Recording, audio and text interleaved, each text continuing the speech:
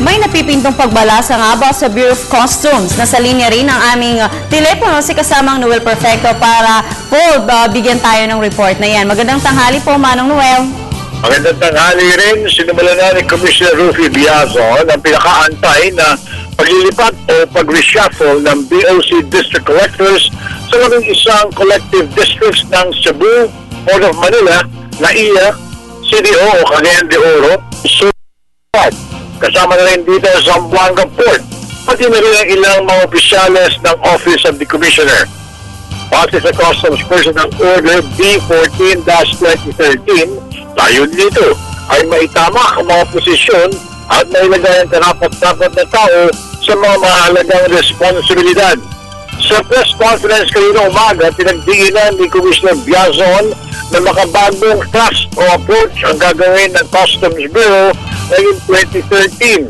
Dahil na computerized trust ang kanilang gagamitin ay para mabawasan kundi man matigilan tuluyan ang nasabing katiwalian sa aduana.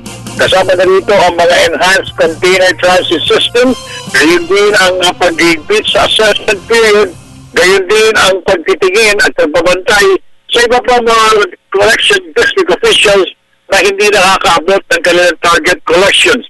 Nanawagan din siya sa mga tauhan niya na sana'y makisa dito sa gagawin pagbabago ng aduana.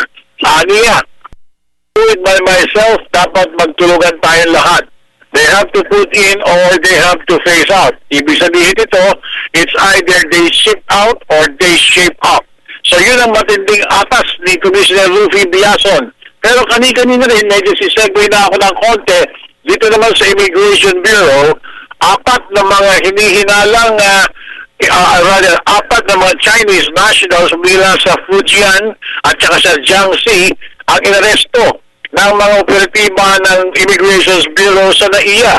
Ito'y dahilan na rin sa manay pagtaka sila gamit ang mga fraudulent documents, mga pasaporte o mga papeles na ginawa ng ilang opisyalis na Immigration Bureau kung saan itinapal o ipinato ang mga litrato ng nasabing mga tatakasana ng mga Chinese national papauwi. Mabuti na lang ayon kay Attorney Antoinette Maromang, mabilis ang ginawang pagsakote ng mga opisyales ng NAIA kung kaya't na ito. Kailan ang apat na sina Kai Yingxie ng Fujian, si Ho Mingbiao ng Fujian, si Chen Yuan, isang babae na sa Jiangxi, at saka si Wei Kuan Xiang.